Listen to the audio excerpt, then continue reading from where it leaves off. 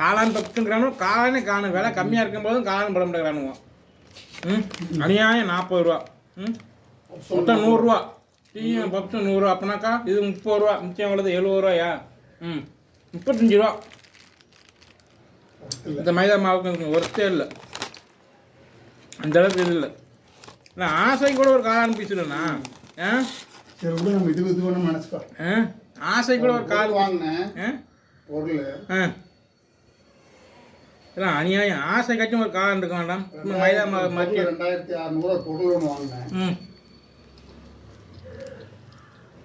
அது ஆக்சுவலாக 600 தான். 2000 ஆயிடுச்சு. ஏன்னா பொருள் இல்லை. புரிஞ்சா சொல்றது. சீசன் இல்லாதப்ப கேட்டது நான் ஒரு பழம் வந்து சொல்றதுக்கோசம் சொல்றேன். உனக்கு இலக்கத்துக்கோசரம் மாதுளம்பழம் சீசனுக்கு வந்து கிலோ 100 ரூபா. சீசனே இல்லைன்னு வச்சுக்கா